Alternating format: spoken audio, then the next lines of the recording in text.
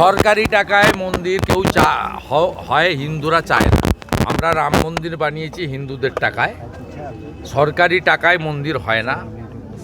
আর এইভাবে হিন্দু ধর্মকে অপব্যবহারও করা যায় না।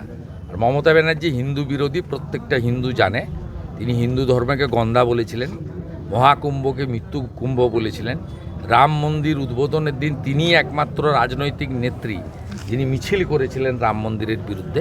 ন্যাচারালি এসব করে হিন্দুদের টুপি পরানো যাবে না, এসব কোনো লাভও হবে না। এখানে একাধিক মন্দির তৈরি হয়েছে হিন্দুদের নিধি দিয়ে।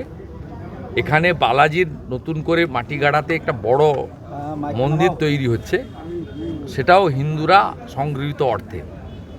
অতএব নতুন করে ভোটের আগে ঢপবাজি মারলেও এখানকার লোক জানে যে মমতা বন্দ্যোপাধ্যায় আদ্যপান্ত হিন্দু বিরোধী, উত্তরবঙ্গ বিরোধী। তার আমলে কাজ পাওয়া যায় না। অতএব এখানকার লোক 2014 সাল থেকেই বিজেপিকে ভোট দিচ্ছে। 2019-এ বেশি করে দিয়েছে, 2024-এও দিয়েছে। আগামী দিনে এই এলাকায় ভারতীয় জনতা পার্টি শতকরা 80% ভোট পেয়ে নির্বাচিত হবে এবং ভারতীয় জনতা পার্টির সরকার এলে আমরা উত্তরবঙ্গের উন্নয়নে অগ্রাধিকার দেব।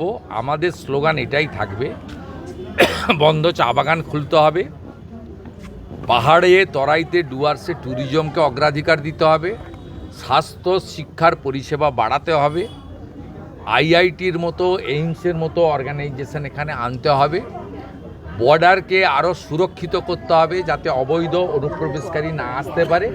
আর ফাইনালি যে পরিযায়ী শ্রমিকরা এখান থেকে চলে গেছেন, মালদা, উত্তর দিনাজপুর, কোচবিহার থেকে শুরু করে সব জায়গায়, হাতে কাজ, পেটে ভাত, মাথায় ছাদ, এটাই ভারতীয় জনতা পার্টির অঙ্গীকার।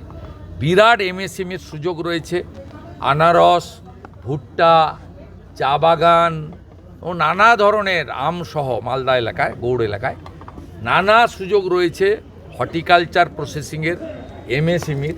সে সুযোগ আমরা ভারতীয় জনতা পার্টির সরকার এলে অগ্রাধিকারের ভিত্তিতে উত্তরবঙ্গে করব এবং এমন কাজ করব যাতে উত্তরবঙ্গের মানুষ আগামী দিনে উত্তরবঙ্গকে আলাদা রাজ্য করা বা বিচ্ছিন্ন হওয়ার কথা